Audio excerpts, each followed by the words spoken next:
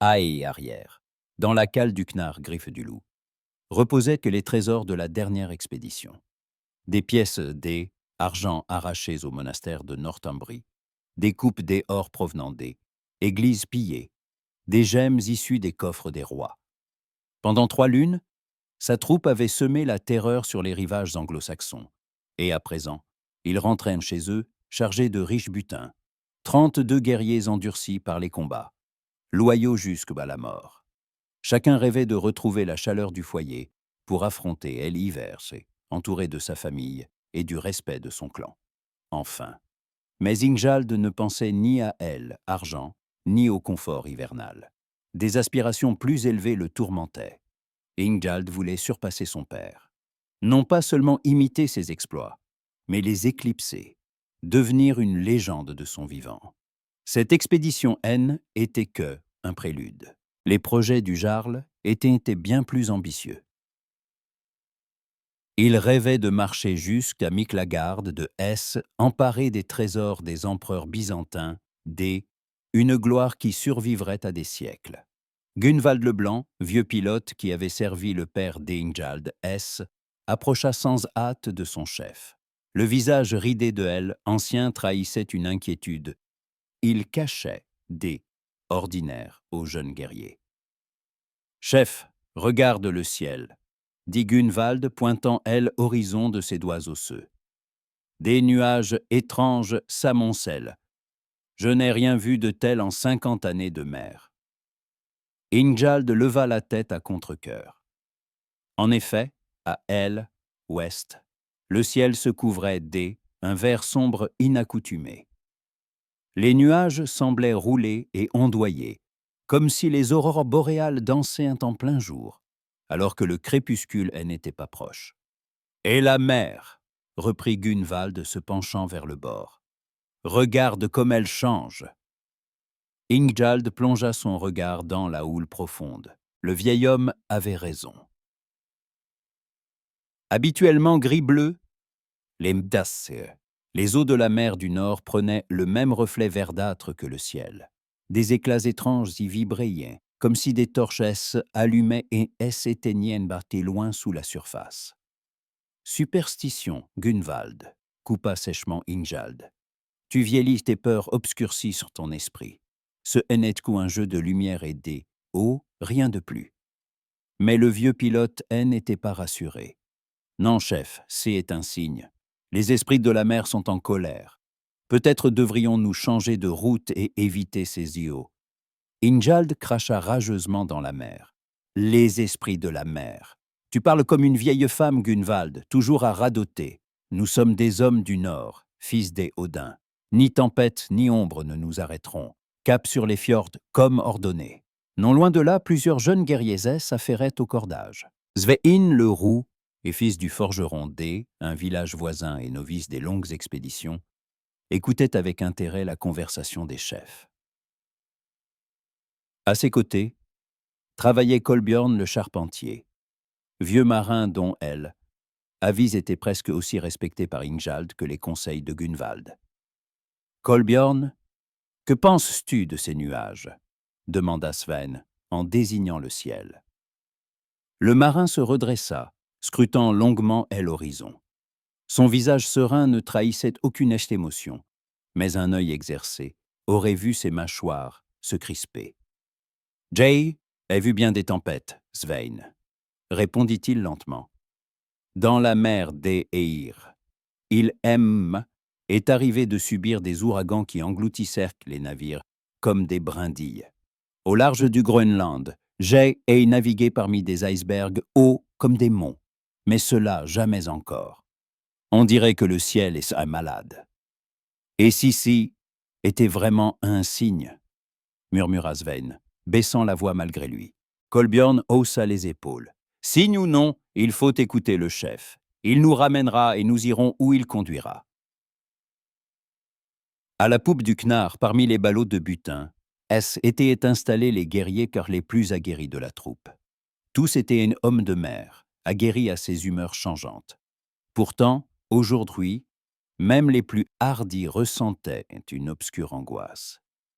Ingjald reporta son regard vers le nord, là où devraient apparaître les côtes du pays natal. Dans son cœur, lui aussi sentait la peur, mais sa fierté, elle, empêchait de la montrer. Un jarl doit rester inébranlable, tel un roc contre lequel les vagues se brisent. C'est ainsi que son père Ey avait formé. Ainsi restait-il. Mentalement, Ingjald voyait déjà le Knarr entrer dans son fjord dès origine, la foule S, attroupant sur la plage pour acclamer les héros. Il imaginait les visages de sa femme et de ses enfants, la joie dans les yeux de ses compagnons, elle honneur, et la célébrité qui, elle, attendait au foyer. Après cette expédition, son nom serait prononcé aux côtés des grands jarls du passé. Et devant lui, S étendait de nouveaux voyages, de nouvelles victoires, une gloire nouvelle. Mais la tempête, pourtant, éclata brutalement. Les guerriers, rompus à elle, adversité marine, se mirent aussitôt à la tâche. Les voiles furent en partie affalés pour éviter que le vent ne casse le mât. La cargaison fut arrimée de nouveau à grand renfort de cordage. Chaque Norrois vérifia son arme et son équipement, un savoir transmis par des années de voyage. Mais orage qui abattait sur eux haine, avait rien de commun avec tout ce qu'ils avaient enduré jusque-là. Quand les premières de bourrasques frappèrent le Knarr, les guerriers comprirent qu'ils affrontaient quelque chose au-delà de leur expérience. Le vent hurlait, non pas simplement avec violence, mais en chantant, comme si une chorale esprits invisibles entonnait une antique et oubliée chanson. Ingjald s'arc-bouta sur le gouvernail, aidant Gunvald à diriger le navire. Enfin, le jarl sentit qu'un événement étrange, différent de tout orage ordinaire, se produisait. Dans l'eau surgissaient des ombres une nature inconnue, et dans les hurlements du vent entendait des mots prononcés dans des langues archaïques. Mais il était trop tard pour reculer. Le Knarr filait, emporté par de forts courants surgis de nulle part. Et Ingjald Hroarsson, fils de Hroar peau d'ours, ignorait encore que cette tempête allait l'emmener lui et sa troupe bien loin de tout ce qu'eux, ils connaissaient et chérissaient, vers un lieu et un temps où ils affronteraient un destin plus étrange que toute saga. Les nuages verdâtres engloutirent les derniers lambeaux du ciel ordinaire, et le monde autour du Knarr plongea dans une pénombre spectrale. Le vent soufflait avec une telle fureur que sa voix recouvrait jusqu'aux cris des guerriers, tentant de coordonner leur effort. Ingjald tenait la barre si fort que ses jointures blanchissaient, mais le navire semblait doté une volonté propre, obéissant à des forces qui échappaient à celles des hommes. Autour de la griffe du loup, les vagues montaient à des hauteurs inouïes. Chacune égalait une colline, et, lorsqu'il atteignait les crêtes, les Norrois découvraient tout autour d'eux un océan hérissé de lames monstrueuses. Mais le plus étrange, était la lumière froide et surnaturelle pulsant de intérieur des flots. La phosphorescence verdâtre battait au rythme des vagues contre les bordages, comme si la mer palpitait un cœur propre. Gunvald le Blanc se cramponnait à un cordage, les yeux rivés à la houle.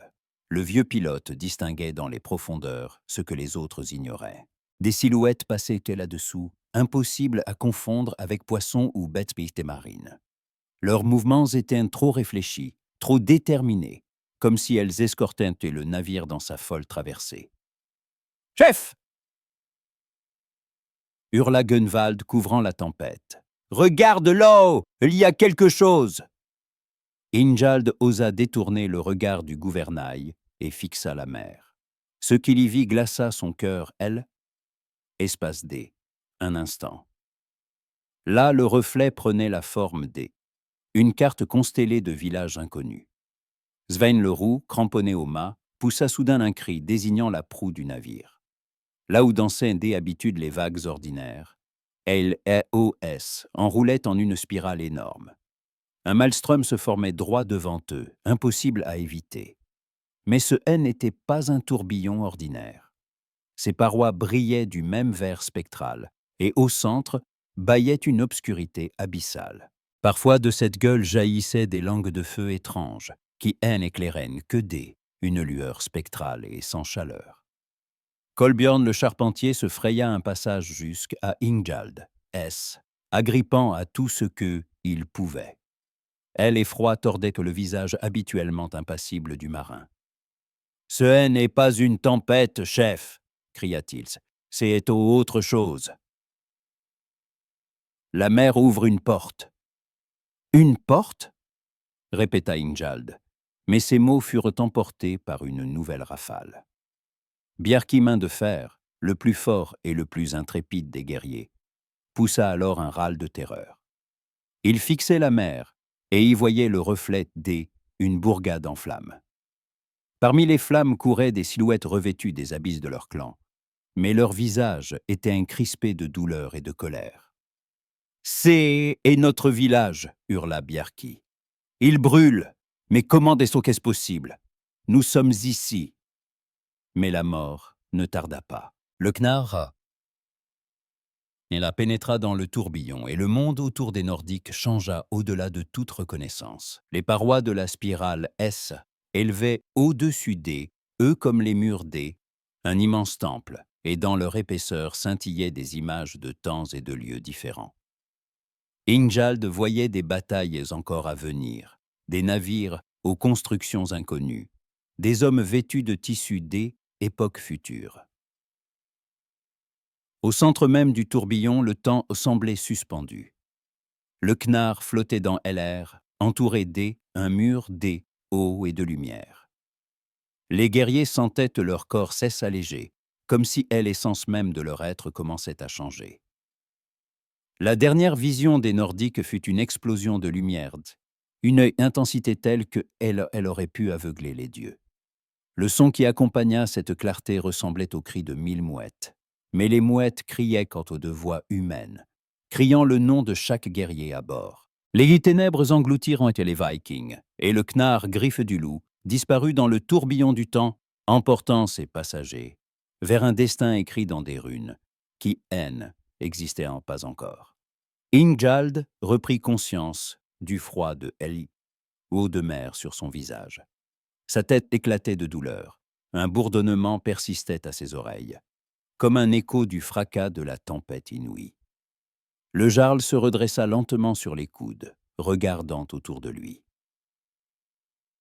Le Knarr gisait sur le flanc, son bordé fendillé, et le mât brisé en 2. Autour du navire, sur les galets mouillés, reposaient les corps de ses guerriers. La panique transperça le cœur d'Ingjald. Il se précipita vers le corps le plus proche, était Svein le Roux, et grâce aux dieux, le jeune guerrier respirait encore. Un à un, Ingjald vérifia tous ses hommes. Gunvald le Blanc était assis près de la barre brisée, le regard vide vers la mer.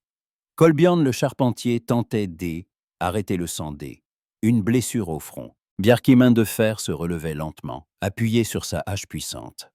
Tous les 32 guerriers étaient vivants, quoique fort malmenés par la tempête. Mais l'état de ces hommes préoccupait le moins Ingjald ce jour-là. Son regard scrutait le paysage, incrédule. Il se trouvait dans une baie familière.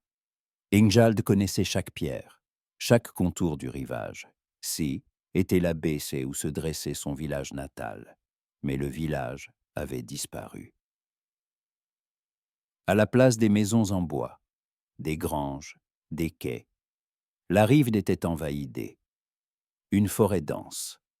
Pins et tamins approchaient presque jusqu'à les eaux, et aucun sentier ni clairière n'émergeait entre les troncs. Mais ce qui étonnait le plus les Vikings se trouvait plus haut sur la colline, là où devait se tenir la maison même d'Ingjald. Sur le sommet élevé et ruiné, une forteresse de pierre, des murailles en pierre grise, partiellement effondrées, mais toujours impressionnantes par leur puissance. Une architecture inconnue des Nordiques qui construisaient en bois. De telles structures massives en pierre ne se rencontraient que dans les terres lointaines du sud. « Chef, que se passe-t-il » demanda Gunvald, peinant à se lever. « Où est notre maison? Où est le village ?» Ingjald ne répondit pas. Il marchait lentement le long du rivage, reconnaissant la forme de la baie, mais incapables de comprendre comment tout cela avait pu changer ainsi. Peut-être la tempête les avait-elle emportés vers un autre fjord. Mais non, voici ce rocher avec un trou en son centre, ce cap à la forme caractéristique. Tout indiquait qu'ils étaient là où ils avaient grandi. Ragnar Griffe de Loup montra la forêt. « Chef, regarde, là-bas, de la fumée. » En effet, une fine colonne de fumée, élevée parmi les arbres. Il y avait des gens quelque part à proximité. Ingjald rassembla sa troupe. Quelques hommes restèrent pour garder ce qui restait du knarr et du butin. Les autres partirent à la recherche des habitants. Le sentier qui enfonçait dans la forêt était étroit et à peine visible. Les arbres poussaient si serrés que la lumière du soleil peinait à traverser leur canopée. L'air était lourd et humide, chargé d'ais, odeur de mousse et de feuilles en décomposition. Les Vikings marchaient en silence, scrutant la densité boisée avec méfiance. Après une demi-heure de marche, ils atteignirent une petite clairière où se trouvaient plusieurs maisons en bois. Mais là aussi, quelque chose clochait. Les bâtisses avaient un style scandinave, mais avec des différences notables. Les toits étaient plus plats, les murs construits différemment, et les fenêtres fermées non par des pots, mais par des plaques transparentes. Devant une maison, un homme d'âge moyen travaillait le bois. Il rabotait des planches, mais l'acier outil dans ses mains était totalement inconnu des Vikings. Sa lame métallique brillait comme de l'argent, et le manche en bois était couvert de sculptures un art inédit. Entendant des pas, homme leva la tête et immobilisa. Ses yeux écarquillèrent des horreurs, et son visage pâlit. Outil tomba de ses doigts affaiblis. « Fantôme !» murmura-t-il dans une langue que les Vikings comprenaient, bien qu'elle sonnât étrange, comme si leur langue originelle avait changé, évolué en quelque chose de nouveau. Les fantômes de la mer sont revenus. L'homme recula vers la maison, sans quitter les Vikings du regard. Sa peur était si sincère et profonde que même le belliqueux Bjarki main de fer osa pas lever son arme. Ayez pas peur, dit Ingjald en avançant un pas. Nous ne voulons pas te faire de mal. Nous sommes des Vikings du clan Hroarsson et nous cherchons notre chemin vers la maison. À la mention du nom du clan, homme poussa un gémissement de terreur et tomba à genoux. Hroarsson, répéta-t-il, et dans sa voix résonnait un mélange de respect et de crainte. Une lignée maudite. On croyait que vous aviez disparu à jamais, mais vous êtes revenu terminer ce que vous aviez commencé. De quoi parles-tu ? Demanda vivement Ingjald. Quelle malédiction ? De quoi agit-il ? À ce moment, des autres personnes commencèrent à sortir des maisons. Hommes, femmes, enfants, tous regardaient les Vikings avec la même horreur.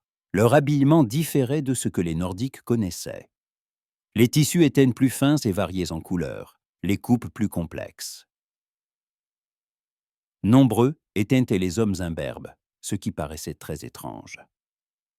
Une vieille femme en robe sombre, approcha lentement des Vikings. Ses yeux étaient un trouble de vieillesse, mais son regard perçant. « Ingjald Hroarsson », dit-elle, faisant frissonner le jarl à entente de son nom. « Tu es revenu comme elle avaient prédit les anciennes runes. Mais trop tard, bien trop tard. Ce que tu cherchais est déjà arrivé. Ta gloire est transformée en malédiction, et tes exploits ont détruit toute ta lignée. »« Quelle folie racontes-tu, vieille femme ?» commença à énerver Ingjald. « Quelle malédiction ? Quels exploits ? Nous revenons une expédition en Northumbrie ?» La vieille secoua la tête. « Le voyage en Northumbrie. Oui, c'est là que tout a commencé. Mais était il y a longtemps, très longtemps, plus de 500 ans. »« 500 ans ?» répéta Kolbjorn le charpentier. « Tu parles par énigme, femme. »« Quelle est l'année maintenant ?» demanda Gunvald avec inquiétude dans la voix. La vieille femme le regarda longuement. « Elle en 1354 depuis la naissance du Christ, » répondit-elle. Et vous, guerrier d'Ingjald Hroarsson, avez disparu en mer en Ey en 847, plus de 500 ans. Les Vikings restèrent figés, incapables de saisir ce qu'ils venaient d'entendre. 500 ans? Comment cela était-il possible? Pour eux, une seule nuit s'était écoulée, alors que des siècles avaient été passés ici. Elle en 1354, répéta lentement Ingjald. Mais alors, où sont les Vikings? Où sont nos gens?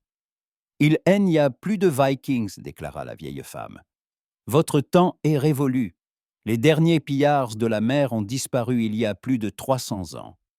Maintenant, le monde est gouverné par des rois qui honorent le Christ blanc, non Odin et Thor. Les Gjorter du Nord sont divisés entre royaumes chrétiens, et les anciens dieux sont oubliés. Bjarki Main de Fer leva sa hache. « Mensonge !» rugit-il. « Notre peuple ne peut pas avoir simplement disparu. »« Non disparu, » corrigea la vieille, « transformé, devenu autre, adopté une nouvelle foi, de nouvelles coutumes. Et le clan Hroarsson est maudit et anéanti pour avoir attiré la colère des dieux par son orgueil. » Ingjald sentait le sol lui manquer sous les pieds. Si cette femme disait vrai, alors tout ce pourquoi il avait vécu, tout ce qu'il avait cherché, haine, avait plus de sens. La gloire qu'il avait voulu acquérir était devenue une malédiction. Le peuple qu'il servait, elle, avait oublié. « Raconte-nous tout, » murmura-t-il. « Dis-nous ce qu'il est advenu de notre clan après notre disparition. » La vieille femme acquiesça. « Entrez dans ma maison, guerrier du passé. Ce que je vais vous raconter demande du temps.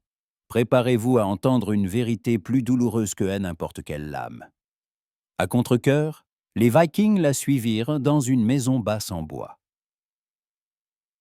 À elle intérieure, il faisait chaud et confortable, mais tous les objets usuels semblaient étrangement transformés. La vaisselle en céramique était plus fine et élégante. Les objets en fer luisaient comme de l'argent, et au mur pendaient des images d'élite, un art surpassant tout ce que les Vikings avaient vu. La vieille femme les fit asseoir autour une longue table, et commença à raconter une histoire qui bouleverserait leur vision du monde et d'eux-mêmes. Elle versa à chaque Viking une boisson forte un pichet en terre cuite. Le liquide, un ambre sombre, sentait le miel et les herbes. Mais son goût différait du miel qu'elle connaissait. Ingjald but un peu, sentant la chaleur se répandre en lui, mais son esprit restait fixé sur les paroles de la femme. « Je m'appelle Astrid, fille Einar, petite fille de Ragnar Ancien, dit-elle en asseyant face aux Vikings. Je suis la dernière à connaître les anciens récits et à garder les runes des ancêtres.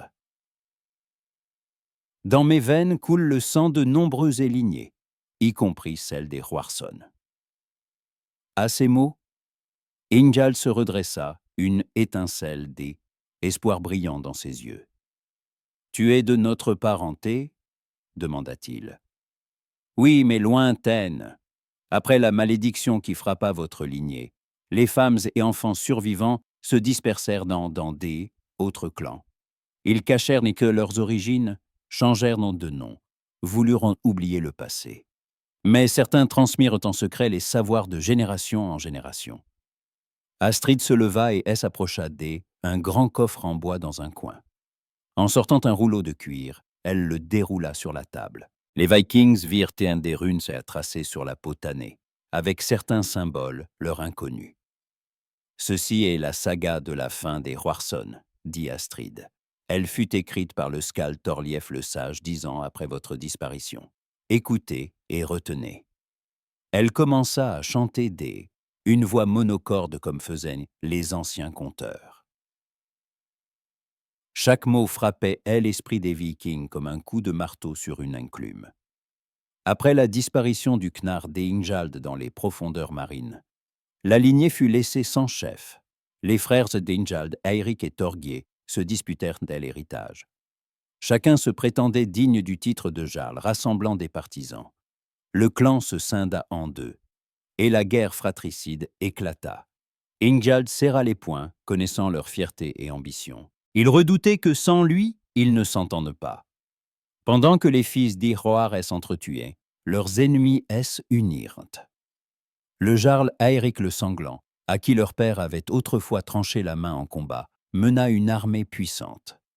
Des jarls des terres voisines, jaloux des richesses des Hroarsson, se joignirent à lui. Gunvald le Blanc sourit amèrement. La guerre dura 3 ans, poursuivit Astrid.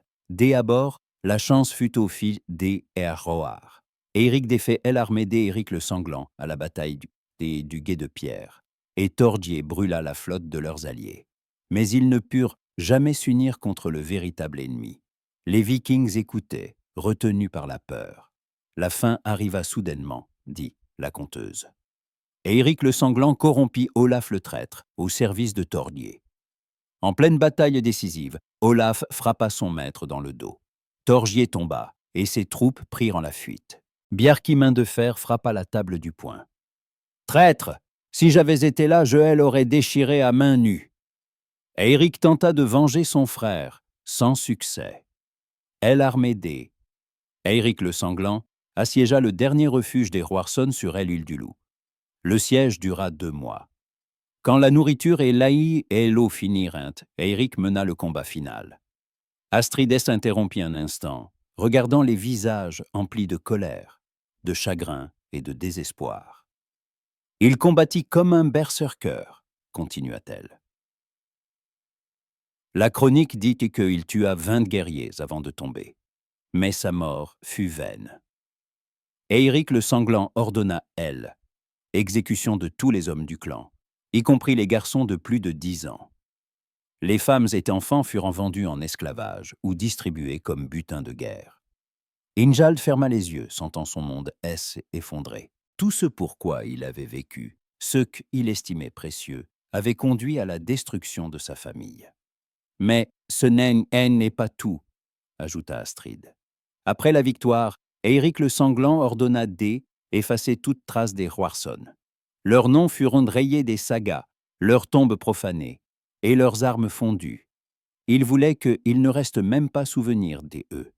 Sven le Roux, jusqu'ici silencieux, parla enfin. « Mais toi, tu te souviens?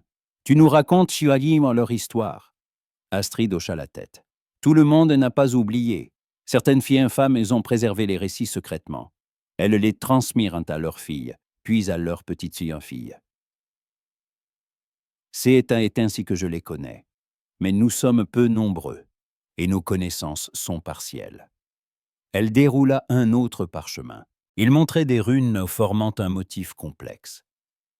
Est une prophétie, écrite par le voyant Egil Runegraveur, peu avant la fin du clan. Il prédit que le Knarr Ingjald Hroarsson reviendra des profondeurs marines, et qu'avec lui reviendront des guerriers capables de changer le destin. Ingjald scrutait les runes. Certaines lui étaient familières, autres mystérieuses. « Que dit la prophétie ?» demanda-t-il. Astrid passa le doigt sur les runes, comme pour les lire. « Le navire du temps passé viendra à elle, époque où les anciens dieux seront oubliés, et un nouveau dieu commandera les cœurs. Les guerriers sont du passé, verront les fruits d'or de leurs actes et en seront horrifiés. Mais ils auront le choix, accepter ce qui est, ou tenter de changer ce qui fut. » « Mais comment changer le passé ?» demanda Kolbjorn. « Les runes parlent un lieu où tous les temps se rencontrent, » répondit Astrid. « Cet endroit est là où le ciel touche la mer, où les vents éternels forment une porte entre les mondes. Trouver cette porte lors une grande tempête permet de revenir à son temps, mais le prix est élevé. »« Quel prix ?» insistait Ingjald. « Celui qui ouvre la porte doit rester pour la fermer. Il devient le gardien d'entre les mondes, mais ne retourne jamais chez lui. » Les Vikings échangèrent des regards. L'espoir de retour existait, mais à quel coût? « Et si nous ne voulons pas revenir ?» demanda soudain Gunvald. « Si nous restons ici en ce temps, » Astrid sourit tristement, « vous deviendrez alors partie de ce monde. Ici, il n'y a plus de guerre constante comme à votre époque. Les gens ont appris à mieux cultiver la terre, soigner les maladies, bâtir des maisons solides. La vie est calme et sûre. Elle se leva et se dirigea vers la fenêtre. Derrière la vitre translucide, on voyait les villageois à leurs occupations. Des enfants jouaient dans la cour sans craindre les raids. Des femmes lavaient le linge dans la rivière, sans peur d'être capturées. Des hommes travaillaient au champ, sans armes, à la main. À votre époque, dit Astrid sans se retourner, la vie était courte et brutale. Ici, on vit jusque dans la vieillesse, on voit ses petits-enfants. Le savoir ne meurt pas avec ceux qui le portent, il sait, écrit dans des livres. Des maladies mortelles chez vous se soignent au jourde, oui, avec des herbes et des potions. Mais où est la gloire? Demanda Ragnar Griffe de Loup. Où sont les exploits que chanteront les skalds?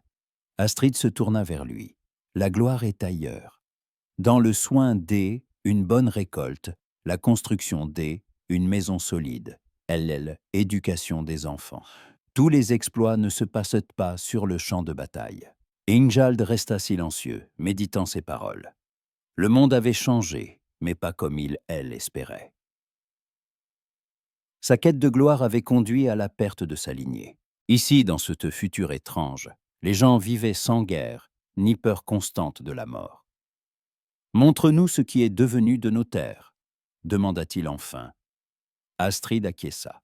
« Demain, à la aube, je vous guiderai à travers les lieux qui appartenaient à votre clan. Vous verrez ce qui a poussé sur les ruines du passé. Pour Heure, reposez-vous. Un long chemin nous attend. » Les Vikings installèrent dans la maison Astrid, mais le sommeil leur échappait. Chacun pensait à ce qu'il avait entendu, essayant de comprendre quel choix faire. Revenir dans le passé pour changer le destin, rester dans ce temps paisible mais étranger, ou trouver une autre voie. Dehors, la lune brillait, mais elle aussi semblait différente, moins vive qu'à leur époque, comme si le ciel avait changé avec les siècles. Plus loin, sur le rivage, gisaient les débris de leur knarr, symbole un passé peut-être à jamais perdu. Aube apporta non seulement la lumière, mais aussi amère prise de conscience. Les Vikings éveillèrent dans un temps étranger, où leur monde était devenu légende et leurs exploits une malédiction. Astrid les attendait déjà, avec un simple petit déjeuner, pain, fromage et une infusion d'herbes couées. Elle appelait thé. Le goût était inhabituel mais agréable. Après le repas, elle les conduisit dans les environs pour leur montrer ce qui restait de leur ancienne vie. Là où se dressait jadis la maison de Gunvald le Blanc, des pommiers avaient poussé. Le vieux pilote resta longtemps immobile sous les arbres. Et Ingjald vit ses épaules trembler, des épaules trembler. Là où se trouvait autrefois la forge de Svein, seules des pierres noircies, couvertes de mousse, demeuraient. Le jeune guerrier agenouilla et commença à déblayer les braises anciennes. Sous la terre et la cendre, il trouva un morceau de fer, fragment de outil que son père utilisait. Le sentier conduisit ensuite au lieu où se tenait la maison d'Ingjald lui-même. Rien n'en restait, mais Astrid montra une pierre autour de laquelle poussaient des fleurs des champs. « Ici repose ta femme Ingrid et tes plus jeunes enfants, dit-elle. Ils sont morts de maladie 1 an après ta disparition.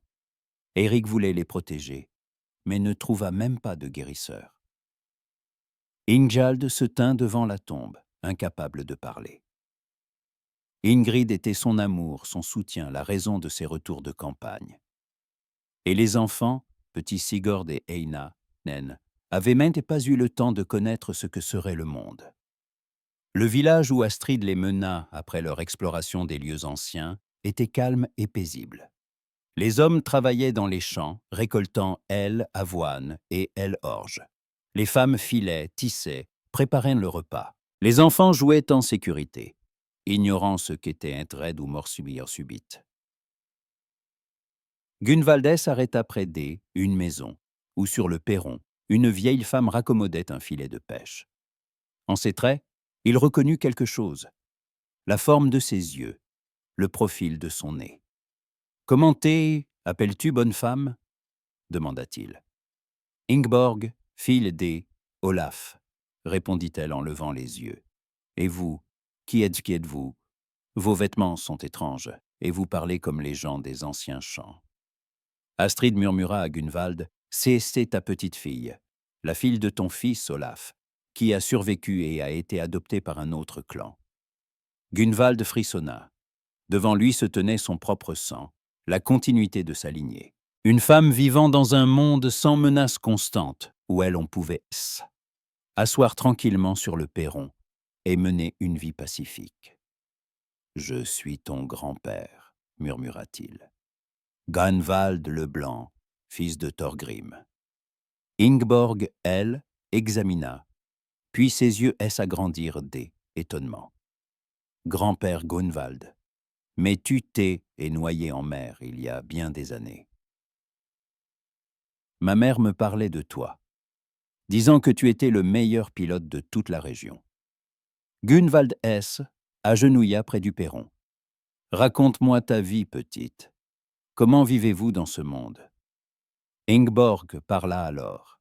« De la culture du pain et des légumes, sans crainte que la récolte ne soit brûlée par des ennemis. De son mari qui pêchait en mer sans peur des pirates.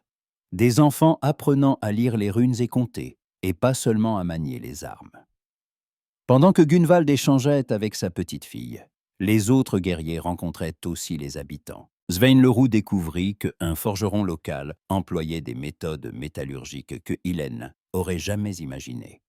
Le fer y était plus pur, les outils plus aiguisés, les pièces plus solides.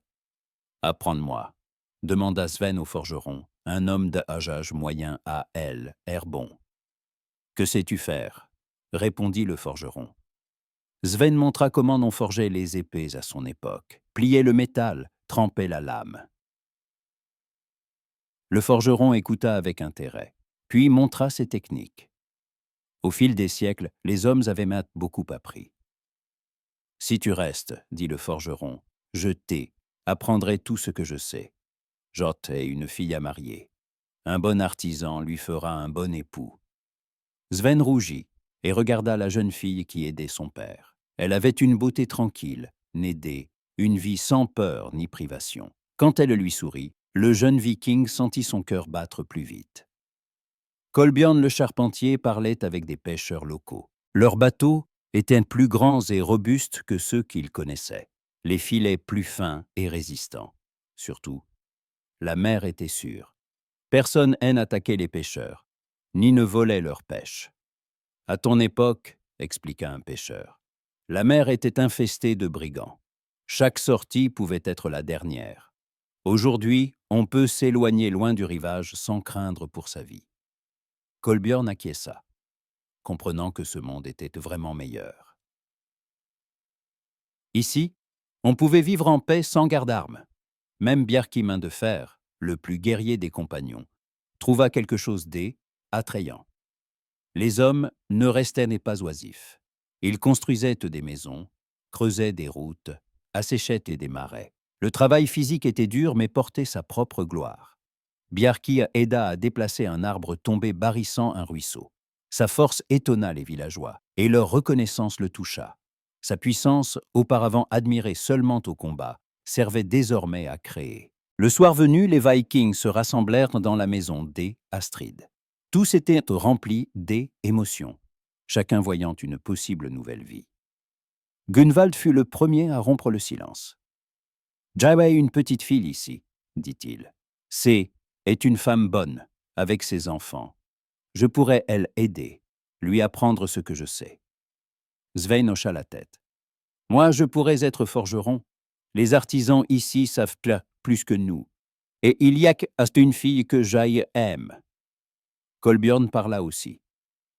« Les pêcheurs m'ont invité à rester.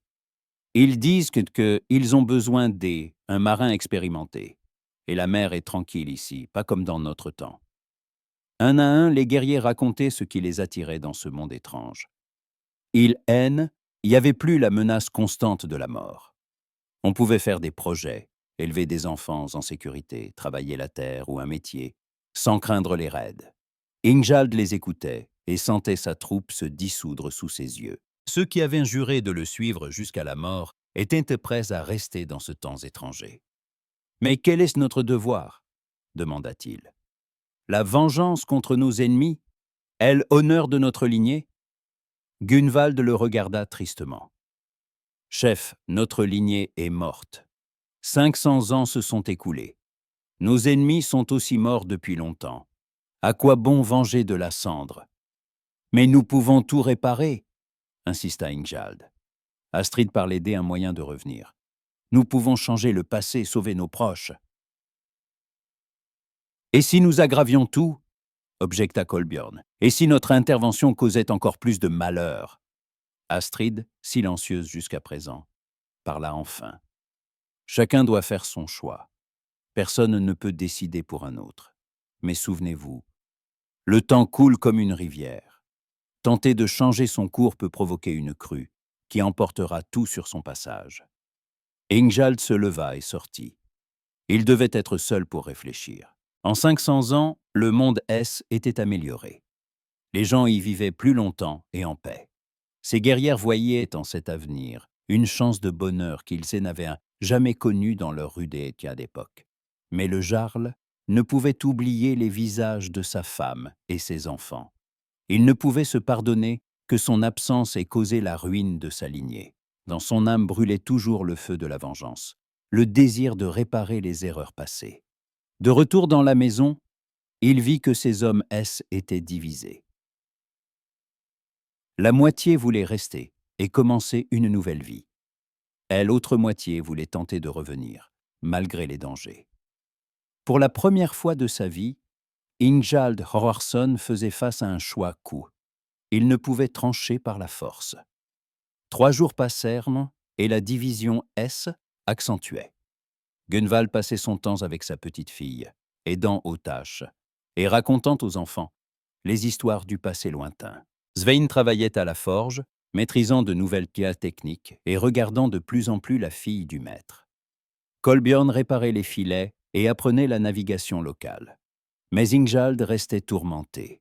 Il errait, déchiré entre la chance de bonheur pour ses hommes ici et la nécessité de protéger sa famille dans le passé.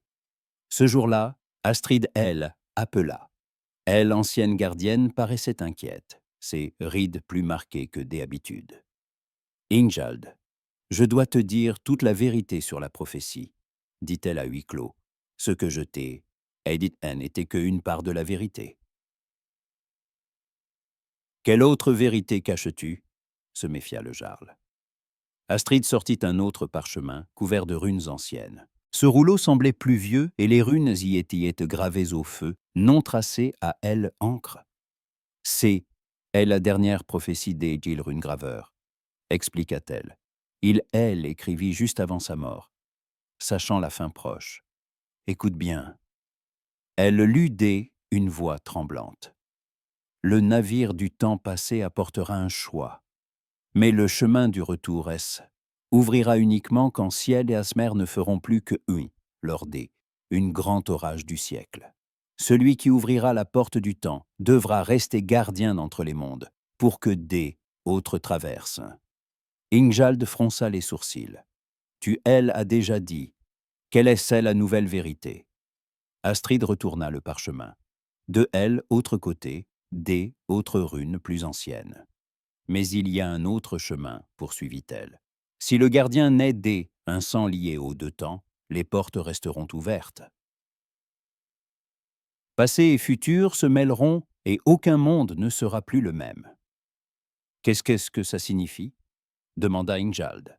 Astrid le fixa longuement. Si, j'ai moi qui deviens gardienne.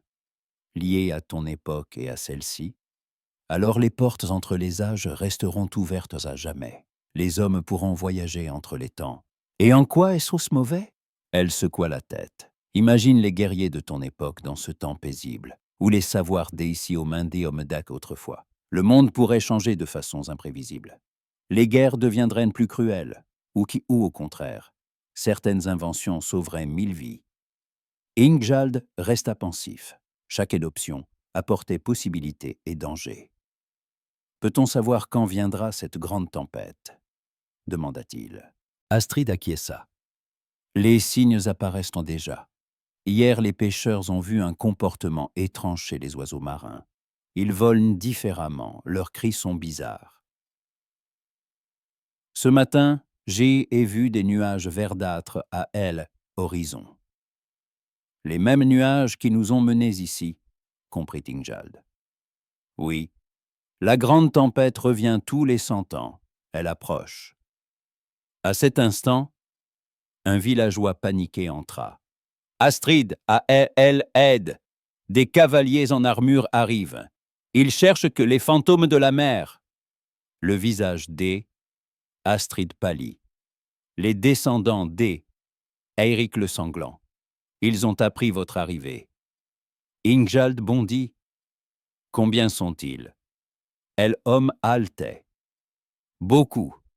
Une vingtaine de cavaliers et des guerriers à pied de derrière. Menés par un jeune jarl, Magnus Eriksson. Il a juré d'exterminer tous les fantômes, des Schachroarsson. Ingjald courut dehors et siffla sa troupe. Même ceux qui voulaient rester répondirent. Leur instinct guerrier reprenait le dessus. « Chef !» cria Gunvald, courant avec sa hache. « Que se passe-t-il ?»« Nos ennemis nous poursuivent, » expliqua Ingjald. « Notre présence aînée est plus secrète. » Bjarki Main de Fer montra les dents, avide de combat. « Enfin !» Cela faisait longtemps que je n'avais pas eu d'action vraie. Mais Sven saisit le bras d'Ingjald. « Chef, et si on ne combattait pas? Si on leur expliquait qui nous sommes ?» Ingjald secoua la tête. « Tu as entendu le messager. Ils nous appellent fantômes à éliminer. Les mots ne suffiront pas. » Astrid s'approcha, tenant une épée ancienne. « Il y a un refuge sûr, dit-elle. Une forêt sacrée sur la colline. Y pousse un vieux frêne, miroir de l'arbre du monde Yggdrasil. Si la tempête vient, c'est et là que les portes s'ouvriront. Alors, si et là que nous irons, décida Ingjald. Mais tous n'étaient pas prêts à combattre. La moitié de la troupe était attachée à cette nouvelle vie. Gunvald ne voulait pas quitter sa petite fille. Svein pélançait à la forgeronne. Kolbjorn s'inquiétait pour ses nouveaux amis pêcheurs. « Je ne viens pas !» déclara soudain Gunvald. « Je suis trop vieux pour la guerre, et je ne retournerai pas dans le passé. Ma famille est ici. » Svein aussi hésita. « Chef, peut-être faudrait-il essayer de discuter.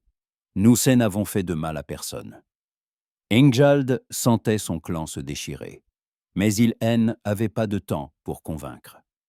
Au loin, les sabots martelaient le sol. « Qui veut venir avec moi prenne ses armes, les autres restent, » ordonna-t-il. « Je ne blâme personne pour son choix. » Finalement, 16 partirent avec Ingjald. Les autres restèrent, espérant pouvoir apaiser leurs poursuivants. Le groupe fuyant se dirigea vers la forêt sacrée.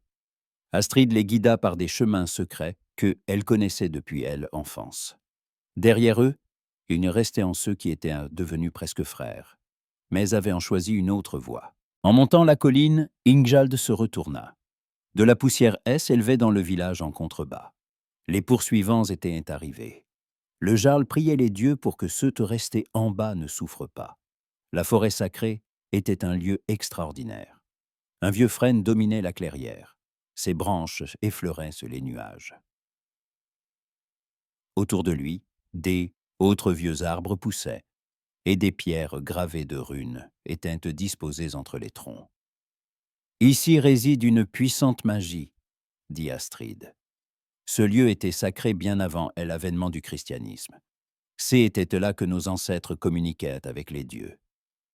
Ingjald examina la clairière en guerrier. L'endroit se prêtait à la défense. La colline offrait un avantage. Les arbres fournissaient des cachettes. Mais contre 20 cavaliers, 16 piétons avaient peu de chance. Le ciel assombri. Les mêmes nuages verdâtres qui les avaient amenés se rassemblaient de nouveau au-dessus de la mer. Le vent se levait, annonçant la tempête. « La tempête commence, » murmura Astrid. « Les portes vont bientôt s'ouvrir. »« Et le prix ?» demanda Ingjald. Qui doit rester gardien ?» Astrid le regarda tristement. « Je suis prête, si nécessaire. Ma vie ici touche à sa fin, et dans le passé, personne ne m'attend. » Ingjald secoua la tête. « Non. Si un sacrifice est nécessaire, ce sera le mien. Mon orgueil a causé la perte de ma lignée. Que ma mort serve à la sauver. » Soudain, des cris et le fracas des armes résonnèrent dans la forêt. Les cavaliers gravissaient la colline, en tête un jeune guerrier en armure richement décorée. C'est était Magnus Eriksson, descendant des Eirik le Sanglant, et dans ses yeux brûlait la même haine que son ancêtre. « Fantôme cep de la lignée maudite !» cria-t-il. « Au nom du roi et pour la gloire du Christ, je vous renvoie dans l'enfer. » Ingjald leva son épée. C'était la dernière bataille de sa vie, qu'il affronterait en digne jarl des Roirsson. Au-dessus d'eux grondait la tempête, prête à ouvrir les portes des mondes. Magnus descendit de cheval, gravissant lentement la colline.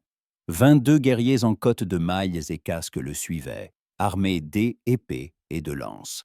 Leur armure brillait un éclat argenté, portant sur les boucliers la croix, symbole de la nouvelle foi.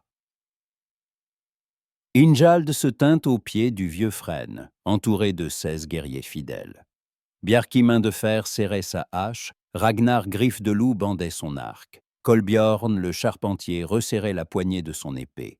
Tous savaient que leurs chances étaient minces, mais aucun ne montrait de peur. Astrid recula vers le tronc du frêne et murmura en une langue ancienne. Les runes gravées dans les pierres alentour S éclairèrent faiblement, réagissant à ses incantations. Le vent se renforça, les feuilles du grand arbre bruissaient, comme envoyant un message aux dieux. « Rendez-vous, fantôme !» cria Magnus. « Votre temps est passé. Votre lignée est maudite et doit disparaître pour toujours. » Ingjald fit un pas en avant. « Nous sommes les fils de Hroar Podo Urs, guerriers un temps où l'honneur était encore connu. Nous ne nous rendons pas aux lâches qui attaquent 20 contre 16. Lâches !» ricana Magnus. « Ce sont vous, pillards et païens, qui parlez déhonneur. Votre lignée n'a apporté que misère et destruction sur nos terres. Ton ancêtre tuait femmes et enfants, répliqua Ingjald. Et toi, tu nous traites de pillards. » Le combat fut interrompu par un grondement de tonnerre. Le ciel vira au noir, et les nuages verdâtres se mirent à tournoyer en une spirale au-dessus de la forêt sacrée. Un éclair frappa la cime du frêne, qui ne brûla pas mais illumina une étrange lumière intérieure. « De la magie !» cria un guerrier de Manus. « Ils appellent les démons !» Sans réponse, Manus brandit son épée et chargea. Ses hommes crièrent des cris de guerre et le suivirent. Ingjald encaissa le coup du jeune jarl sur son bouclier. La force était grande, mais l'expérience du vieux guerrier, emporta. Il riposta un coup que Magnus réussit à parer de justesse. Autour d'ES engagea une lutte féroce. Bjarki combattait 3 ennemis à la fois. Sa hache sifflait dans LR. Il en renversa un coup à la tête, mais les 2 autres le pressaient.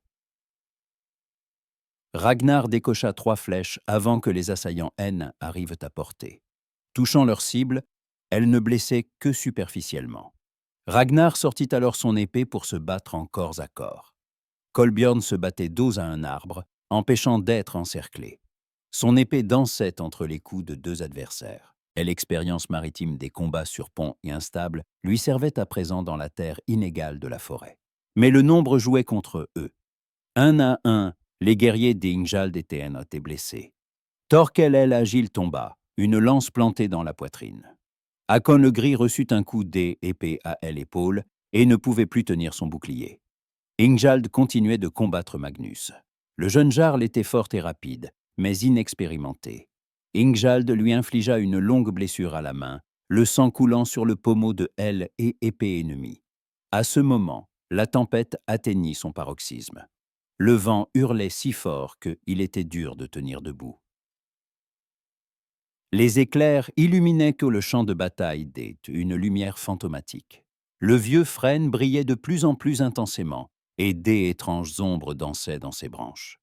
Astrid leva les mains vers le ciel et lança une incantation dans une langue inconnue des combattants. En réponse, une lumière verdâtre commença à couler du tronc, semblable à celle qui entourait le Knarr lors du premier orage.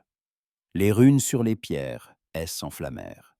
La terre trembla, comme si les fondations du monde étaient ébranlées. Tous virent alors ce qui fit taire la bataille un instant. Du halo lumineux entourant le frêne sortirent des silhouettes, des guerriers en anciennes armures, leurs armes rayonnant une lumière propre.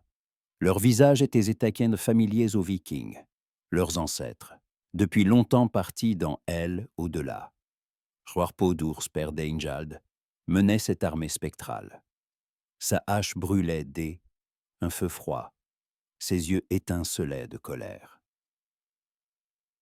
Derrière lui, autres héros du clan, Eingers, Jarl, simples guerriers, tombés en bataille pour Elhonneur.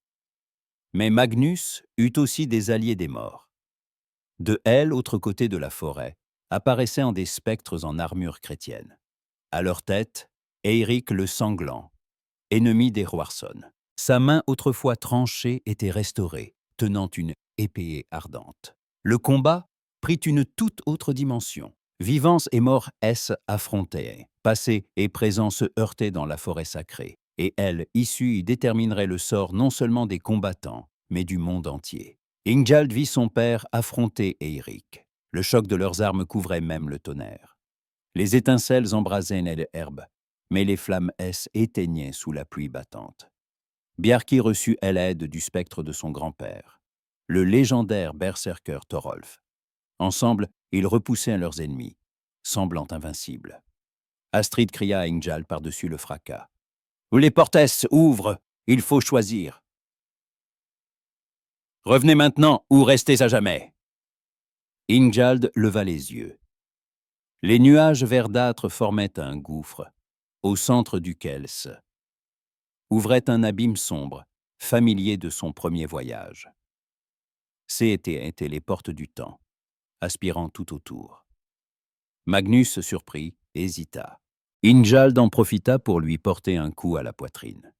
Le jeune Jarl tomba gravement blessé, sans mourir. « Chef !» s'écria Kolbjorn. « Que faisons-nous » Ingjald regarda le champ de bataille. La moitié de ses guerriers étaient blessés ou tués. Les fantômes affrontaient entre eux, mais les vivants n'étaient pas concernés. Les portes du temps attendaient sa décision. Et là, Ingjald comprit que il existait une troisième voie. Ni retour dans le passé, ni acceptation du présent. Il pouvait devenir le gardien entre les mondes, sans fermer les portes, mais les contrôler. Veiller à ce que les passages entre les temps ne rompent pas l'équilibre du monde. « Astrid !» cria-t-il. Y a-t-il un moyen de devenir gardien sans fermer les portes à jamais ? La vieille femme le regarda avec compréhension. Oui, mais alors toi et tes hommes deviendraient des voyageurs éternels entre les temps, ni vivants ni morts. Ingjald ne douta pas. T'es mieux que la mort ou oublie. Fais ce qu'il faut. Astrid commença à réciter un sortilège qu'elle connaissait seule. La lumière du frêne devint plus intense, et les portes dans le ciel commencèrent à se stabiliser. Les fantômes des ancêtres reculèrent donc lentement vers leur monde. Mais avant de partir, Hroarpo d'Ours posa la main sur l'épaule de son fils. « Tu as choisi la voie digne, dit-il une voix qui résonnait comme un écho des âges. Sois le gardien du temps, mon fils. C'est plus que la gloire. C'est l'éternité. » Ingjald sentit son corps changer. Il devenait partie intégrante du temps, son esprit fusionnant avec les courants liant passé et futur. Ces guerriers se transformèrent aussi, devenant ses compagnons éternels dans leur voyage à travers les époques. Magnus, allongé au sol, regardait la scène avec horreur et admiration. Ces hommes étaient enfuis, incapables de supporter ce qu'il voyait, le Knarr. Griffe du Louvet s'était approché seul du rivage, appelant ses maîtres vers une nouvelle traversée infinie. La lumière du vieux frêne S éteignit peu à peu, la tempête faiblit. Ingjald sentit son essence se dissoudre et, en même temps, faire partie de quelque chose de plus grand. Il-N était plus un simple guerrier mortel, mais le gardien du temps lié au flux des siècles et des époques. Les corps de ces guerriers changèrent aussi. Ils devinrent translucides, comme tissés de brouillard marin et de lumière lunaire. Leurs armes et armures prirent une lueur argentée, leurs yeux brillaient une sagesse ancienne. Bjarki Main de Fer tenait toujours sa hache, désormais capable de trancher non seulement la chair, mais la trame même du temps. Astrides approcha des Vikings transformés. Elle, ancienne gardienne, semblait apaisée, comme si son devoir, celui de toute une vie, s'était accompli. « Vous appartenez maintenant à tous les temps et à aucun, dit-elle. Vous pouvez voyager à travers les siècles, mais ne resterez jamais longtemps dans une époque. Votre tâche est de protéger les frontières entre les mondes, aider ceux qui se perdent dans le temps, et empêcher ceux qui voudraient abuser de la magie temporelle. » Ingjald acquiesça, conscient du poids de la Kedi, du poids de la responsabilité qui lui incombait. Il regarda Magnus, toujours couché, tenant sa blessure à la poitrine. Le jeune Jarl les regardait avec peur et étonnement. « Ta famille et la mienne ne sont plus ennemies, » dit Ingjald en S, approchant du descendant Éric le Sanglant. « La vieille Hein est morte avec ceux qui, elle, avaient commencé. »« Vis en paix, Magnus Eriksson. Protège ton peuple, mais souviens-toi que les épées doivent servir la justice, non la vengeance. » Magnus se redressa difficilement sur un coude. « Qui êtes-vous maintenant » murmura-t-il. « Ceux qui veillent au bon écoulement du temps, » répondit Ingjald. « Nous sommes la légende, racontée des siècles durant. Le navire fantôme qui apparaît avant les tempêtes et guide les âmes perdues vers leur chemin. » Le Knarr Griffe du Loup s'approcha lui-même du rivage, sans équipage. Le navire Tech aussi avait changé. Il semblait plus grand, majestueux. La tête de dragon à la proue animée. Ses yeux brillants. Les voiles, tissées aurore boréale. Et les rames se mouvaient elles-mêmes, obéissant à la volonté de leur capitaine. Les Vikings gardiens descendirent vers la mer. Astrid les accompagna jusqu'au bord. « Se reverra-t-on » demanda Ingjald. Astrid sourit. « Le temps le dira. Peut-être qu'un jour, moi aussi, je ferai partie de votre équipage. Mais pour l'instant, ma place est ici, parmi les vivants qui gardent la mémoire du passé. » Ingjald s'inclina devant la vieille femme. « Merci pour tout ce que tu as fait. Sans ton savoir, nous serions morts, ou pire encore, aurions détruit l'équilibre entre les mondes. » Les Vikings montèrent à bord de leur navire transformé. Dès le dernier posait le pied sur le pont, le Knarr S éloigna du rivage. Mais il ne glissait plus uniquement sur les eaux, il se mouvait entre les couches du temps, voyageant à travers les flux des siècles. Leur premier voyage fut à l'époque des grandes découvertes géographiques. Quelque part en mer du Nord, ils rencontrèrent un navire espagnol de conquistadors, naufragé dans une tempête étrange. Les marins dérivaient depuis plusieurs jours sur des débris, beaucoup étant proches de la mort. Ingjald ordonna de mettre les chaloupes à les eaux pour secourir les naufragés. Les Espagnols furent tant stupéfaits par l'apparition du navire fantôme et de son équipage translucide. Mais la peur de mourir dépassa leur superstition. « Qui êtes-vous » demanda le capitaine, un homme maigre à la barbe noire. « Nous sommes ceux qui aident les perdus dans la mer du temps, » répondit Ingjald. « N'ayez crainte, nous ne vous ferons aucun mal. » Les Vikings ramenèrent les Espagnols au port le plus proche, mais gardèrent le secret. Les rescapés ne se rappelèrent que des souvenirs flous un navire dans la brume et de voix parlant une langue inconnue. Le voyage suivant emmena les gardiens à époque des guerres napoléoniennes. Sur la mer Baltique, Ils trouvèrent une frégate russe dont l'équipage avait été empoisonné par un gaz mystérieux, remontant des profondeurs. C'était une tentative des alchimistes français, utiliser la magie temporelle pour créer une nouvelle arme. Ingjald et ses guerriers abordèrent le navire Yanasa, le navire contaminé. Leur nouvelle nature les rendait insensibles aux poisons et aux magies. Ils découvrirent la source de la contamination, un artefact étrange volé de ruines anciennes, que ils détruisirent. Les marins russes reprirent conscience sans souvenir de l'événement. Le plan français fut déjoué, et l'artefact ne menaça plus les marins de la Baltique. Ainsi se déroulèrent les siècles. Les Vikings gardiens apparaissaient à travers différentes époques, partout où l'équilibre temporel était menacé, ou où les marins avaient besoin d'aide. Ils sauvaient des pêcheurs des tempêtes soudaines, aidaient des explorateurs perdus dans les glaces arctiques, et empêchaient l'usage malveillant de la magie temporelle. Au XIXe siècle, ils rencontrèrent un célèbre navigateur, dont le navire avait été pris dans une anomalie temporelle près des côtes islandaises. Ingjald guida personnellement le bateau à travers les îles périlleuses du temps, recevant en retour la promesse que leur histoire serait consignée dans les chroniques maritimes. Au XXe siècle, les gardiens aidèrent des navires des deux guerres mondiales, sans distinction de drapeau ni de nationalité. Pour eux, chaque marin en détresse était égal. Sous-marins allemands et destroyers britanniques recevaient la même assistance face aux anomalies temporelles. Gunvald le Blanc, devenu navigateur du temps, apprit à lire les courants chronologiques comme, autrefois, il lisait les étoiles.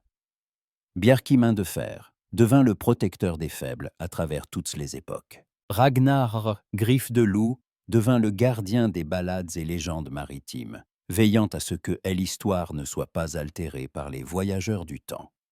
Peu à peu, la légende du navire fantôme se répandit parmi les marins de tous les temps et peuples. On l'appelait de diverses manières. Le viking volant, le dracard du temps, le navire des âmes perdues. Mais toutes les histoires concouraient en un point. Ce navire apparaissait avant les tempêtes pour guider ceux qui avaient en besoin d'aide. Certains savants tentaient d'expliquer ce phénomène scientifiquement. Autres le qualifiaient hallucinations collectives. Mais les marins connaissaient la vérité. Ils voyaient les voiles argentés dans la brume, entendaient l'intel et ses chants anciens portés sur LKO, sentaient des mains invisibles les guider hors du danger. Ingjald découvrit que sa nouvelle existence avait aussi des avantages inattendus. En voyageant à travers le temps, il observait l'évolution du monde, des hommes et de leurs liens avec la mer. Il vit comment ses contemporains vikings devinrent des Scandinaves pacifiques, comment les dieux anciens cédèrent la place à de nouvelles croyances, et comment la technologie transforma la notion même de navigation. Mais certaines choses restaient immuables. La mer restait dangereuse et imprévisible. Les hommes avaient toujours besoin d'aide et de protection. Et au fond de chaque marin dormait la sagesse ancestrale qui lui soufflait qu'en faire confiance aux navires étranges dans la brume. Au XXIe siècle, les gardiens affrontèrent un nouveau défi. La technologie devint si avancée que les hommes d'État commencèrent à créer des anomalies temporelles artificielles.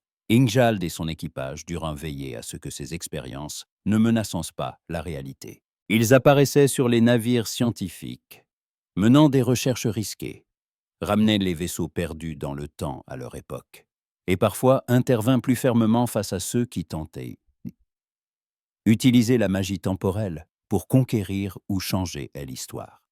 Et à chaque époque, le griffe du loup restait un symbole espoir pour les âmes égarées dans l'immensité des temps et des mers.